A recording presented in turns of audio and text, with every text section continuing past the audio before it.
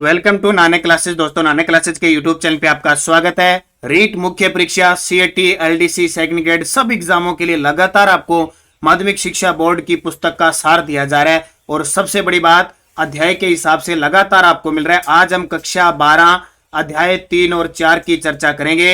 इस अध्याय 3 और 4 का नाम है, जैसे आपने देखा होगा, अध्याय 3 का नाम है भारतीय अर्थव्यवस्था में राजस्थान की भूमिका, और ये स्पेशल टॉपिक रीट और सेकंड ग्रेड के अंदर तो स्पेशल लिखा हुआ है अर्थव्यवस्था। और चौथा जो अध्याय है उसमें लिखा हुआ है आधुनिक राजस्थान में सामाजिक विकास। तो इनकी हम चर्चा करेंगे। सामाजिक विकास का मतलब खास करके शिक्षा का विकास। जैसे आप पढ़ते हो ना, मुदालियर आयोग है, कोठारी आयोग है, आरटी 2009, वो प्रश्न इसमें दिए हुए हैं। तो स्टार्ट करें। इसका टेस्ट आपको हमारी नानक क्लासेज ऐप के राजस्थान अध्ययन की टेस्ट सीरीज में मिल चुका है।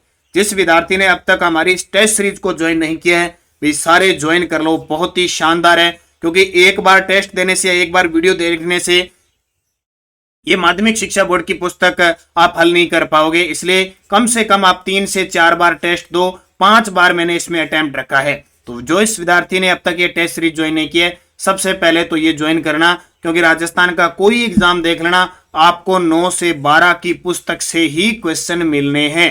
और आज मैं उसका प्रमाण भी आपको, कम से कम पिछले 3-4 एग्जाम हुए हैं उसमें 5 क्वेश्चनों का प्रमाण आज की वीडियो में दूंगा। तो सबसे पहले तो सारे विद्यार्थियों को ये टेस्ट सीरीज ज्वाइन करनी है, ताकि बार बार आप इसका रिवीजन कर सको और फिर आपको लगातार ये क्लास मिल रही है। तो कक्षा 12 अध्याय 3 और 4 की हम चर्चा करेंगे।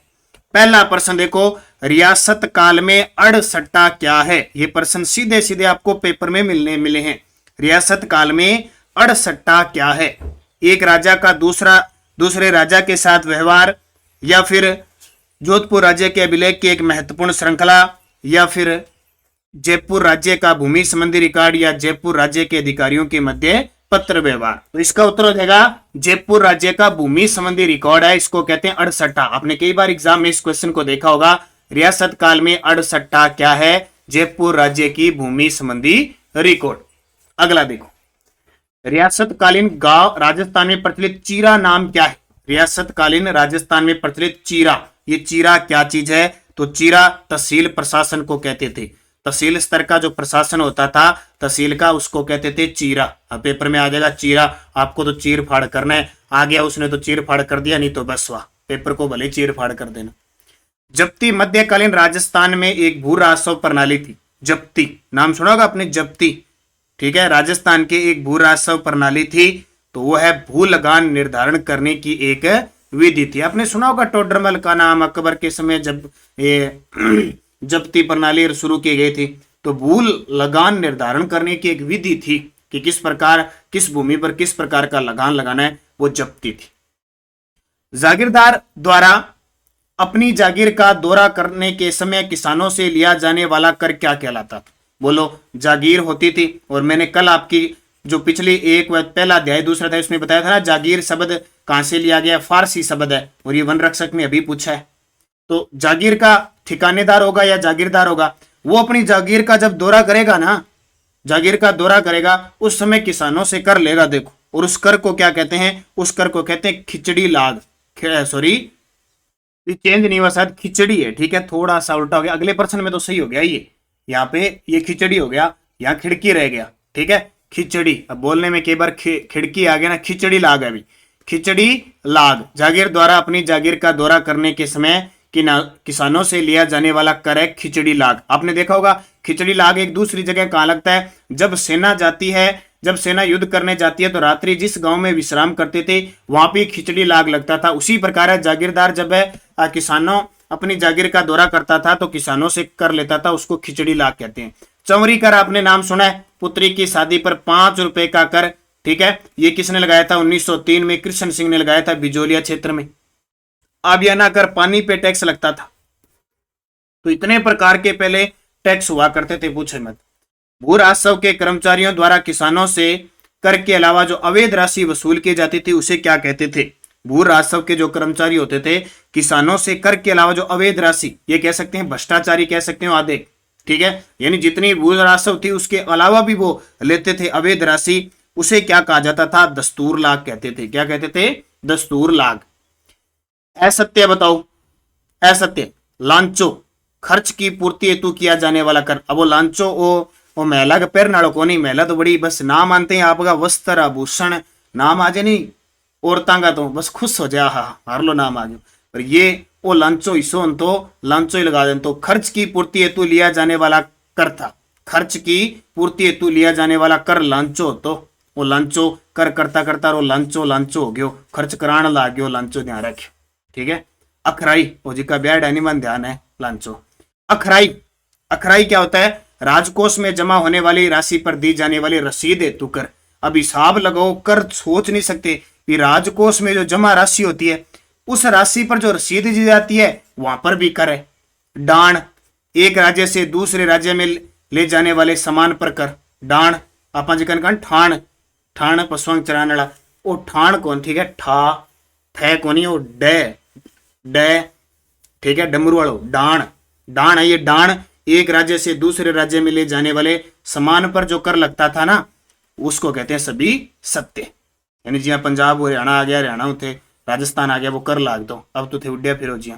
पहले वाले ये कंडीशन थी, देखो आप दादे जो पड़दादे थे लड़ दादे थे किसी के ये करती थी तो लांचो उनको वहां याद आता था, वो तो सभी सत्य है। वे राजपूत जिन्होंने राज्य की रक्षा और राजकीय सेवाओं के लिए अपना बलिदान दिया हो उन्हें नाम मात्र के कर पर भूमि दी जाती थी कहलाता था। यानी वे राजपूत जिन्होंने राज्य की रक्षा की हो या राजकीय सेवा के लिए अपना बलिदान दिया हो उन्हें भूमि दी जाती थी, नाम मात्र का कर था उसको कहते भूमि। क्या कहते थे?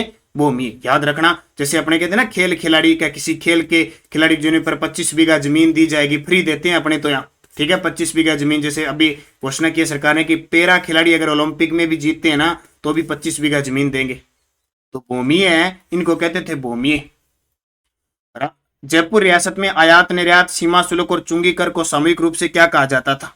जयपुर रियासत में आयात निर्यात होता था, बेचना खरीदना, सीमा का शुल्क होता था, जो चुंगी काटी जाती थी सामूहिक रूप से उनको कहते थे शायर। क्या कहते थे? शायर। मैं शायर नहीं वो नहीं, मैं दीवाना नहीं शायर नहीं वो नहीं है, ये शायर ये जयपुर वाला शायर है, यहाँ शायर लिखते थे। मुसाहिब क्या है? ये प्रश्न मैं आपको याद दिला देता हूं, पेपर में आपको सीधे सीधे मिलेंगे। मुसाहिब क्या है? रियासत का प्रधानमंत्री होता था, रियासत का प्रधानमंत्री मुसाहिब। मध्यकालीन राजस्व व्यवस्था में किस भूमि पर शिकार करने का अधिकार नहीं था? यानी उस भूमि पर शिकार नहीं होता था, तो जो चरनोत होती ना, चरनोत जिसको गोचर भी कहते हैं या चरागाह भूमि कहते हैं, उस पर शिकार करने पर प्रतिबंध था मध्यकालीन राजस्व व्यवस्था। ठीक है। भारत में किस वर्ष उदारीकरण का प्रारंभ हुआ? अब ये प्रश्न आ गया आपके इकोनॉमिक्स के अर्थव्यवस्था के प्रश्न। हालांकि पुस्तक में बहुत सारे आंकड़े दे रखे हैं लेकिन वो पुराने हैं, जो परीक्षा की दृष्टि से इंपॉर्टेंट है वही लेके आए हूं। तो उदारीकरण कब स्टार्ट हुआ? 1991-92 में। कब? 1991-92 में, जब भारत की स्थिति आ गई थी। हम पढ़ते हैं ना संविधान का अनुच्छेद 360 वित्त आपातकाल, ये कंडीशन 1990 के 91 के आसपास आ गई थी। उस समय प्रधानमंत्री थे चंद्रशेखर राव, लेकिन कंडीशन उदारीकरण की नीति अपनाई गई। इस समय हमारे वित्त मंत्री थे मनमोहन सिंह जी, आपको पता होगा। आरबीआई गवर्नर रह चुके हैं 10 साल, प्रधानमंत्री मौन रहते थे लेकिन अंदर से जो उनका स्वभाव था बड़ा खतरनाक था, बड़े अर्थशास्त्री हैं। तो उदारीकरण का प्रारंभ हुआ था 1991-92। 2011 की जनगणना के अनुसार राजस्थान में जनसंख्या में राजस्थान का देश में स्थान कौन सा है? 2011 की जनगणना के अनुसार जनसंख्या में राजस्थान का देश में स्थान 8वां है और क्षेत्रफल में पहला। देखो जनगणना 2011 में, उसके बाद 10-11 सालों में कुछ नहीं हुआ, उससे कोई मतलब नहीं है। गणना 2011 की कर रहा है, राजस्थान का देश में 8वां स्थान। राजस्थान राज्य सड़क परिवहन निगम RSRTC की स्थापना कब हुई? तो राजस्थान राज्य सड़क परिवहन निगम की स्थापना 1964। स्वतंत्रता से पूर्व राजस्थान की रियासत में हवाई अड्डा कहां था? अब हम पढ़ते हैं ना, जैसे एकमात्र अंतरराष्ट्रीय हवाई अड्डा सांगानेर में, अब तो उदयपुर डबो का हवाई अड्डा भी है, कोटा में भी जल्द बनने जा रहा है, किशनगढ़ में भी है, सूरतगढ़ में, बीकानेर में, जोधपुर, जैसलमेर। स्वतंत्रता से पूर्व सिर्फ जोधपुर में ही था, स्वतंत्रता से पूर्व सिर्फ जोधपुर में। राजस्थान का एकमात्र अंतरराष्ट्रीय हवाई अड्डा किस जिले में है? तो एकमात्र है जयपुर का सांगानेर अंतरराष्ट्रीय हवाई अड्डा, जो राजस्थान का पहला और देश का 14। सबसे पहले इसकी शुरुआत 2006 में हुई। पहली फ्लाइट जो गई थी वो दुबई गई थी, पंजाब। और अभी आपको पता है 50 साल के लिए ठेके पर ले लिया। किसने? अडानी ने 50 साल ठेके पर ले लिया। और अभी ताजा रिपोर्ट के अनुसार वो 15वें स्थान पे है, जो लगभग व्यस्तता के हिसाब से पहले 14वें स्थान पे था। पंजाब, हरियाणा, राजस्थान राज्य की संयुक्त परियोजना भाखड़ा नागल में राजस्थान का हिस्सा अभी वन रक्षक में आया है। पंजाब, हरियाणा, राजस्थान राज्य की संयुक्त परियोजना भाखड़ा नागल में राजस्थान का हिस्सा 15.2% है। और आपसे पूछे नर्मदा नहर में कितना हिस्सा है, तो 0.50 MAF है, यानी हिस्सा पानी का हिस्सा कितना आता है 0.50 MAF। ये प्रश्न भी पेपर में आ चुका है। चंबल परियोजना से किस बांध से विद्युत उत्पादित नहीं होती है? देखो चंबल परियोजना जब हम पढ़ते हैं, इस 100 किलोमीटर के दायरे में 4 बांध है। एक तो है मंदसौर मध्य प्रदेश में गांधी सागर, फिर आता है राणा प्रताप सागर, फिर जवाहर सागर और फिर कोटा बिराज। 4 बांध है 100 किलोमीटर के दायरे में। गांधी सागर से और जो राणा प्रताप सागर है और जवाहर सागर, इन तीनों से बिजली उत्पादित होती है 386 मेगावाट। ठीक है, कितनी? 386। जबकि कोटा बिराज से सिर्फ सिंचाई होती है और पेयजल की आपूर्ति होती है। तो उत्तर क्या आ जाएगा? कोटा बिराज, जिससे विद्युत उत्पादित नहीं होती है। इन 386 में से 50% राजस्थान का है और 50 मध्य प्रदेश का है। मध्य प्रदेश और राजस्थान की संयुक्त परियोजना चंबल नदी परियोजना में राजस्थान का हिस्सा कितना आ जाएगा? 50 मध्य प्रदेश का। चंबल घाटी परियोजना में कौन सा बांध प्रथम चरण में बना? चंबल घाटी परियोजना में कौन सा बांध है वो प्रथम चरण में बना? तो गांधी सागर और कोटा बिराज, ये दोनों प्रथम चरण में बने थे। गांधी सागर और कोटा बिराज प्रथम चरण में बने थे, A व B दोनों। ये अच्छे तरीके से याद रखना। उसके बाद राणा प्रताप सागर, ये 1970 में बना था दूसरे चरण में, और जवाहर सागर है वो 1972 में, यानी चौथे चरण में, तीसरे चरण में बना। तो 3 चरणों में ये परियोजना पूरी हुई। अब कई बार क्या होता है, यहां से ये पूछ लिया जाता है कि इनकी जो विद्युत उत्पादन क्षमता कितनी है। जैसे राणा प्रताप सागर बांध है, इसकी जो विद्युत उत्पादन क्षमता है 172 मेगावाट। कितनी? 172 मेगावाट। और गांधी सागर की है 115 मेगावाट। उल्टा हो गया क्या?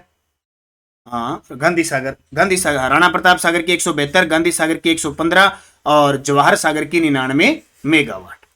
अगला, राजस्थान व गुजरात के बीच माही नदी के जल का उपयोग करने हेतु समझौता कब हुआ? राजस्थान और गुजरात के बीच माही नदी के जल का उपयोग करने हेतु समझौता कब हुआ था? 1966 को। अब आपको बता दूं, माही नदी बाड़मेर, देखो जब माही नदी की बात करती है ऐसी आती है माही नदी, एक तो डूंगरपुर में बहती है और एक बांसवाड़ा में बहती है। तो बांसवाड़ा और यहाँ पे प्रतापगढ़ की सीमा के सारे बहती है, इसलिए इसे कांठल का मैदान का निर्माण करती है और 56 का मैदान का निर्माण करती है।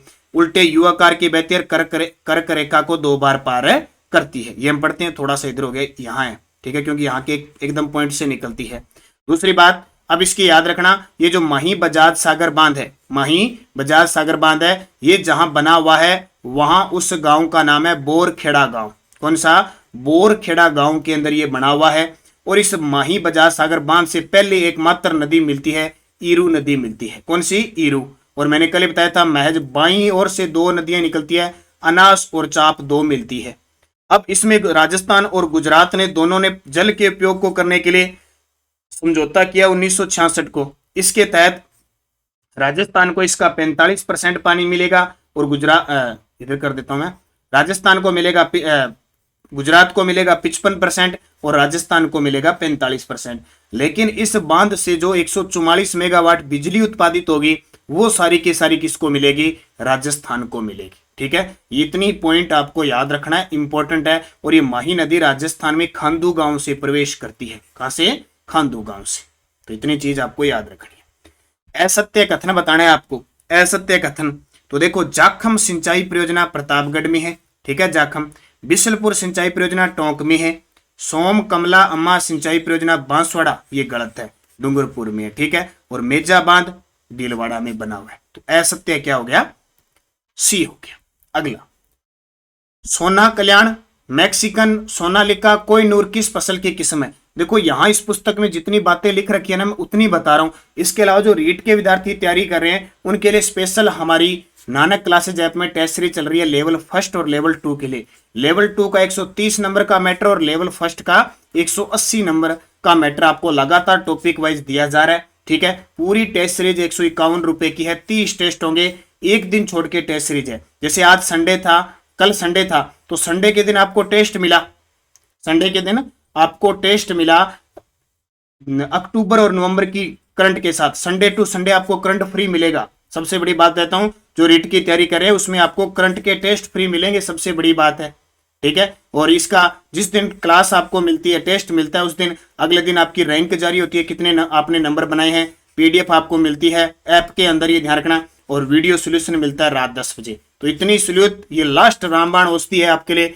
थर्ड ग्रेड के लिए, और यहां से आपको प्रश्न मिलेंगे, और यही टॉपिक, यही सिस्टम सारा हमारी जो बाजार में अब पुस्तक आ रही है आपके लिए जल्द ही, कितनी तारीख को, 22 दिसंबर को आ रही है। तो सारे विद्यार्थी इस पुस्तक का एंजॉय जरूर हो, बहुत ही शानदार पुस्तक है। इंडेक्स का मैंने रिव्यू दे दिया, और भी आपको रिव्यू मैं दे दूंगा कल तक, ठीक है। तो आप निरंतर ध्यान करें, अच्छे तरीके से पढ़े। सोना कल्याण मैक्सिकन सोनालिका, सोनालिका ट्रैक्टर होता है ना, ट्रैक्टर, सोनालिका ट्रैक्टर से गेहूं जोतते हैं भाई, ये गेहूं बीजते हैं, ध्यान रखना। क्या बीजते हैं? गेहूं, रबी की फसल है, अभी माउट होगी, गोल्डन ड्रॉप इसके लिए होगा। ज्योति RS6 किस फसल की किस्म है? ज्योति और RS6 जो एक रबी की फसल है। अमेरिकन कपास मुख्यतः किस जिले में पाई जाती है? अमेरिकन कपास, देखो कपास 3 प्रकार की होती है, एक तो सामान्य कपास जो उदयपुर चित्तौड़गढ़ साइड होती है, एक होती है मालवी कपास या मालव कपास जो कोटा साइड होती है, और एक होती है अमेरिकन कपास जिसे हम आम भाषा में कहते हैं नरमा। ये गंगानगर वाले, हनुमानगढ़ वाले, बीकानेर वाले जानते हैं नरमो बीजा नहीं, नरमो, ये नरमा है, ये कपास की फसल है, ध्यान रखना। कपास की प्रजाति है जिसको अमेरिकन कपास कहते हैं, ये श्री गंगानगर में होती है, गंगानगर हनुमानगढ़, नरमो बीजे, ध्यान रखें। 1949 में गठित मंत्रिमंडल के प्रथम शिक्षा मंत्री, गृह मंत्री, ये लोग हमारे राजस्थान के प्रथम गृह मंत्री, शिक्षा मंत्री, सुन लो कौन थे, और ये रीट की दृष्टि से बड़े इंपॉर्टेंट हो गए। राजस्थान के प्रथम शिक्षा मंत्री, गृह मंत्री प्रोफेसर प्रेम नारायण माथुर। कौन है? प्रोफेसर प्रेम नारायण माथुर। सुन लो आज अच्छे तरीके से, लेवल 1 और लेवल 2 वाले। के संविधान संशोधन के तहत शिक्षा को राज्य सूची से संवर्ती सूची में डाला गया? सुना होगा, 42वां संविधान संशोधन 1976। उस समय कौन थी? इंदिरा गांधी प्रधानमंत्री थी। इसे मिनी संविधान भी कहते हैं। जो राज्य सूची का विषय था कहां डाल दिया? संवर्ती सूची में। कौन सा संविधान संशोधन? 42वां संविधान संशोधन। और 86वां संविधान संशोधन जानते हो, 2002 के तहत 6 से 14 वर्ष के बच्चों के लिए निःशुल्क अनिवार्य शिक्षा का अधिकार, और ये जो अनुच्छेद 21A स्पेशल अनिवार्य बना दिया। 21 के राधा कृष्णन आयोग विश्वविद्यालय की शिक्षा आयोग का गठन कब किया गया? अब ये शिक्षा से संदर्भित है, इनको अच्छे तरीके से पढ़ना। बार बार आप रीट के अंदर जो शिक्षा में नवाचार और उसमें पढ़ रहे हो, ये 12वीं की क्लास में जो क्वेश्चन दे रखे हैं, बस इससे बाहर शायद ही कोई जाएगा। राधा कृष्णन आयोग इसका दूसरा नाम है, पेपर में इतना ही आ जाएगा, विश्वविद्यालय शिक्षा आयोग का गठन। राधा कृष्णन आयोग, जिसको विश्वविद्यालय शिक्षा आयोग कहा जाता है, का गठन कब किया गया? 1948-49 में। 1948-49 में किया गया। मुदालियर आयोग का गठन कब किया गया? मुदालियर आयोग, ये भी सुना होगा आपने, 1952 में। मुदालियर आयोग 1952। राधा कृष्णन आयोग 1948-49, मुदालियर आयोग 1952। NCERT राष्ट्रीय शैक्षिक अनुसंधान प्रशिक्षण परिषद की स्थापना कब हुई? सुनते हो ना, NCERT पर आधारित, ठीक है। किस पे? NCERT पर आधारित। ये देखो क्या लिखा हुआ है, NCERT पर आधारित 1963। माध्यमिक शिक्षा बोर्ड की स्थापना 1957 अजमेर, ठीक है। ये पढ़ते हैं ना सारी चीजें। फिर हम RSCERT अपने वाला पढ़ते हैं 1978, तो इनका समावेश है सारा। तो NCERT की स्थापना 1961 को हुई थी। कोठारी आयोग कब गठित हुआ, जिसे शिक्षा आयोग भी कहते हैं? पॉइंट नोट कर लेना, कोठारी आयोग, क्योंकि आयोगों का नाम किसी व्यक्ति जो अध्यक्ष होता है उसके नाम पर ही रखा जाता है। तो कोठारी आयोग कब गठित हुआ, जिसे शिक्षा आयोग भी कहते हैं? अब ये सुन लो, राधा कृष्णन आयोग कब गठित हुआ, जिसे विश्वविद्यालय शिक्षा आयोग कहते हैं? 1948-49 में। यहां क्या कह रहा है कि कोठारी आयोग कब गठित हुआ, जिसे शिक्षा आयोग कहते हैं? तो कोठारी आयोग 1964 से 66, 1964-66, 1964-66, 1964-66 में गठित कोठारी आयोग के अध्यक्ष कौन थे? तो दौलत सिंह कोठारी। सीधी सी बात है, दौलत सिंह कोठारी। कोठारी आयोग, जिसे शिक्षा आयोग के नाम से जाना जाता है, के अध्यक्ष दौलत सिंह कोठारी किस जिले के निवासी थे? किस जिले के निवासी? उदयपुर। पॉइंट नोट कर लेना। कोठारी आयोग कब है? 1964 से 66, जिसे शिक्षा आयोग भी कहते हैं। दौलत सिंह कोठारी इसके अध्यक्ष थे। किस जिले के निवासी थे? उदयपुर। 1964 से 66 कोठारी आयोग के सुझाव अपनाए गए, इसलिए तो इसको शिक्षा आयोग कहते हैं क्योंकि इसके सुझावों को अपनाया गया। तो देखो इस आधार पर 1968 में देश की पहली शिक्षा नीति बनी थी भाई, पॉइंट बहुत इंपॉर्टेंट है। 10+2+3 शिक्षा प्रणाली लागू की गई, यानी 10वीं करो, 12वीं करो और 3 साल स्नातक करो। राजस्थान में भी यही सुझाव नीति लागू की गई, उपयुक्त सभी सत्य है। आरटीई 2009 एक्ट किस वर्ष लागू हुआ? अब ये तो पागल हो गया पढ़ पढ़ के, रट्टा लगा लगा कि ये रीट वाले तो 1 अप्रैल 2010। राजस्थान में सर्व शिक्षा अभियान कब प्रारंभ हुआ? अब ये पहले वाले कुछ है अभियान है, हो सकता है कई बंद हो गए, नए हो गए, इनको याद रखना क्योंकि इस पुस्तक में दे रखे हैं और सीधे सीधे उठा रहे हैं प्रश्न। राजस्थान में सर्व शिक्षा अभियान कब प्रारंभ हुआ? 2001 में। कब? 2001 में। वंचित बच्चों को प्रारंभिक शिक्षा से जोड़ने हेतु राज्य सरकार ने शिक्षा आपके द्वार योजना कब शुरू की? वंचित बच्चों को प्रारंभिक शिक्षा से जोड़ने हेतु राज्य सरकार ने शिक्षा आपके द्वार योजना कब शुरू की गई? तो ये भी की 2001 में। कब? 2001 के अंदर। राजस्थान में साक्षरता बढ़ाने हेतु किए गए प्रयत्नों में शामिल है। अब देखो ये प्रश्न आपको यहां से पॉइंट मिलेगा। अभी जो वन रक्षक 11 दिसंबर को वह प्रश्न आया, पहले मैं बता देता हूं कैसे प्रश्न आया। उसने ऑप्शन दिए थे लोक जम्बुश योजना, सरस्वती योजना, गुरु मित्र योजना और एक ऑप्शन दिया था जीवन धारा योजना। अब आगे जीवन धारा इसमें भी है, मैं पढ़ाऊंगा भी। जीवन धारा योजना निम्न में से कौन सी योजना शिक्षा से संबंधित नहीं है? ऑप्शन देखो गुरु मित्र योजना, लोक जम्बुश योजना, सरस्वती योजना और जीवन धारा योजना। तो उत्तर था जीवन धारा नहीं है, ये कुओं के सिंचाई के लिए, कुओं के निर्माण के लिए है। अब ये कक्षा 12 का अध्याय नंबर 4 से उठाया गया प्रश्न है, ठीक है। अब देखो क्या है, आज हम पढ़ लेते हैं इनको। गुरु मित्र योजना क्या है? यूनिसेफ के वित्तीय सहयोग से 1994-95 से प्रारंभ है। पॉइंट नोट करना, प्रश्न आएगा गुरु मित्र योजना शिक्षा से संबंधित तो होगी क्योंकि साक्षरता बढ़ानी है। यूनिसेफ के सहयोग के वित्तीय सहयोग से 1994-95 में प्रारंभ हुई थी। लोक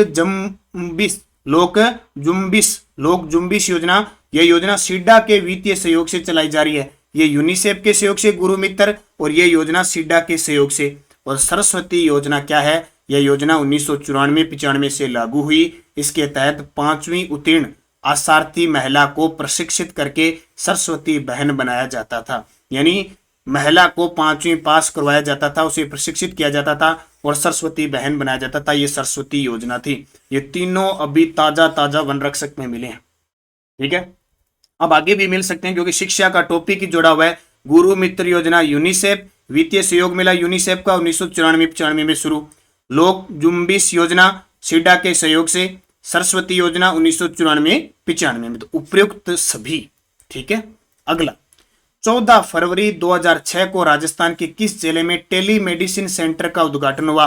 पिछला जो 13 तारीख को, शायद पता नहीं 12 तारीख को या 13 तारीख को वन रक्षक का पेपर हुआ था, उसमें प्रश्न आया था कि राजस्थान के किस जिले में टेली मेडिसिन सेंटर का उद्घाटन किया गया? आपने देखा भी होगा झालावाड़ के अंदर। अब इस पुस्तक के अंदर दे रखा है, मैंने कह दिया ये आपने टेस्ट सीरीज ले ली, ये टेस्ट सीरीज ले ली और मेरे टोटल वीडियो देख लिए ना, आपका प्रश्न जीके का मुश्किल गलत होगा ही नहीं। एक और है, और सबसे ज्यादा आप लीड लोगे सभी बच्चों से आगे। ये देखो, राजस्थान स्वास्थ्य विज्ञान विश्वविद्यालय जयपुर की स्थापना कब हुई? राजस्थान स्वास्थ्य विज्ञान विश्वविद्यालय जयपुर की स्थापना कब हुई? 2004 में। अब एक और बात बता देता हूं, ये प्रश्न अभी वन रक्षक में आया, इसका कुलपति पूछ लिया। अब कोई एग्जामिनर जिसने पेपर बनाया है ना अधीनस्थ बोर्ड का, RSMSSB, वो ये किताब लेके बैठ गया, इस पाठ को इसने पढ़ लिया और उसमें जैसे जैसे प्रश्न है उसका कुलपति पूछ लिया। अब इस क्वेश्चन का कुलपति पूछ लिया उसे, राजस्थान स्वास्थ्य विज्ञान विश्वविद्यालय जयपुर का वर्तमान कुलपति पूछ लिया। मैं ताजा आपको कुलपति करवा के और भी करा के, मुझे कमेंट करके बता देना कितने विद्यार्थियों को पता है इनके कुलपति। राजस्थान स्वास्थ्य विज्ञान विश्वविद्यालय जयपुर 2004 में स्थापना हुई। इसका उसने बैठे बैठे कहता है इसका कुलपति पूछ लेते, अपने कुलपति पूछ लिया पेपर में। बोलो, अब अंदाजा लगा लो कि ये पुस्तकें कितनी इंपॉर्टेंट है। सन 1950-51 में राजस्थान की साक्षरता, हम रट्टे बैठे हैं 2011 वाले, वही पूरी याद नहीं है, हो सकता है एग्जामिनर यहां से उठा ले। 1950-51 में हमारी साक्षरता कितनी थी? 8.95 भी। 100 में से 9 बंदे पढ़े हुए थे, महिला तो शायद 2-3 एक आधी होगी इसमें। 8.95। राजस्थान में किस वर्ष शिक्षा को समर्पित बजट था? ये लो भी लगा लो स्टार। राजस्थान में किस वर्ष शिक्षा को समर्पित, जैसे अभी सरकार कह रही है ना कि अगला बजट हम युवाओं को समर्पित करेंगे, अभी पिछला 22-23 का बजट कृषि को बजट अलग किया था, वैसे शिक्षा को समर्पित राजस्थान का बजट कौन सा था? 1993-94। 1993-94। उपभोक्ता संरक्षण अधिनियम कब बना? तो ये तो हम जानते हैं 1986। ठीक है। वन्य जीव संरक्षण अधिनियम 1972। राजस्थान में किस औद्योगिक नीति के तहत 1994 में उदारीकरण का सिलसिला शुरू हुआ? हम पढ़ते हैं ना, राजस्थान की प्रथम औद्योगिक नीति 1978 में हुई थी, फिर 1990 के आसपास 90-91 में हुई थी, फिर 1994 में हुई थी, फिर 1998 में हुई थी। पढ़ते हैं कि नहीं पढ़ते? तो 1994 जो पहली दूसरी तीसरी जो औद्योगिक नीति थी उसमें हमने उदारीकरण का सिलसिला शुरू किया था, जो सरकार के द्वारा 1991-92 90-91 में था ना केंद्र सरकार का उदारीकरण, वो 1994 में हमने तीसरी औद्योगिक नीति में इसका अपनाना शुरू कर दिया हमने। लघु व सीमांत कृषकों को कुओं के निर्माण व लघु सिंचाई के लिए कौन सी योजना संचालित है? ये आ गया आपका प्रश्न। ये प्रश्न आ गया जो मैं आपको बता रहा था, जीवन धारा योजना। और शायद पिछले वन रक्षक में भी एक क्वेश्चन आया था, वन रक्षक की परीक्षा के पेपर बनाने वाला एग्जामिनर ने ये 12वीं क्लास की पुस्तक उठाई है, जीवन धारा योजना। प्रश्न आएगा कुओं के निर्माण व लघु सिंचाई के लिए। डांग क्षेत्र विकास योजना कब है? अब डांग मार दो, डांग मारण खातर डांग कद चालू करी? डांग चालू करी 1995-96 में। डांग कद चालू हुई? 1995-96। जिस साल मिड डे मील योजना कार्यक्रम शुरू हुआ तमिलनाडु से 15 अगस्त 1995, उसी साल डांग चलने लगी। मिड डे मील बच्चों को खूब खिलाया पिलाया और डांगे उठा ली उन्होंने, क्योंकि मजबूत हो गए, कुपोषण का शिकार थे पहले, और डांग उठा ली। डांग क्षेत्र चंबल वाला क्षेत्र है भाई, जिसको डांग की रानी कहते हैं ना, करौली। 95-96। अलवर भरतपुर क्षेत्र में मेवात क्षेत्र विकास कार्यक्रम कब शुरू हुआ? मेवात क्षेत्र विकास कार्यक्रम हुआ 1987-88। ढंग से याद करना। याद आ रहा होगा 1982-83। किसी को याद आ रहा है क्या? महाराणा प्रताप खेल अवार्ड दिए थे 1982-83 में शुरू हुए थे, और 1985-86 से गुरु विशिष्ट अवार्ड शुरू हुए थे। राजीव गांधी पारंपरिक जल स्रोत संधारण कार्यक्रम कब लागू किया गया? राजीव गांधी वालों को तो छोड़ना ही नहीं है। 1999 में राजीव गांधी पारंपरिक जल स्रोत संधारण कार्यक्रम कब लागू किया? 1999। सेवानिवृत्त व्यक्ति अपनी अभिरुचि के अनुसार स्वैच्छिक सेवाएं किस योजना के तहत प्रदान कर सकता था?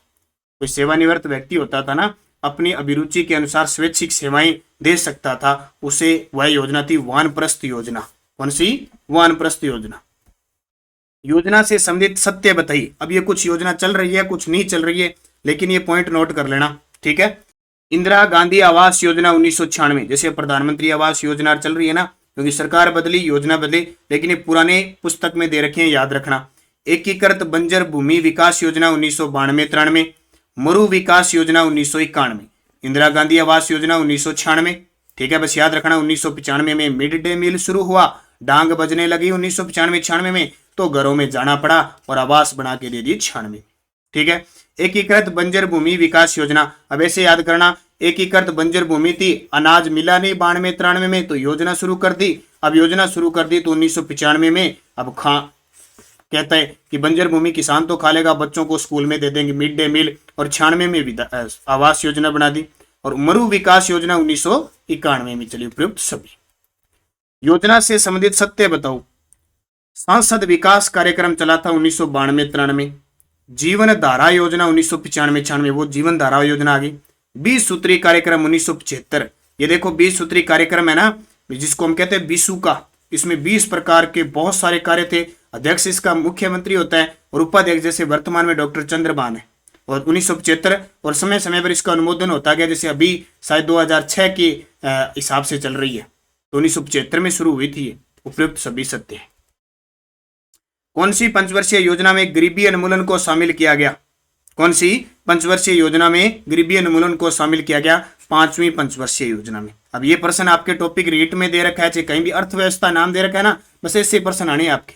5वीं पंचवर्षीय योजना, तो घबराना नहीं है। रीट लेवल फर्स्ट और सेकंड वाले खास करके विद्यार्थी, चाहे वो सीएटी का कोई भी, क्योंकि अब फोकस रीट पे है ना अब एग्जाम, तो ऐसे नहीं कि इतना आपके पास आराम से 2 महीने 2.5 महीने आराम से पढ़े, मस्ती से पढ़ो। जितना ज्यादा सिलेबस है उतना ही आसान है।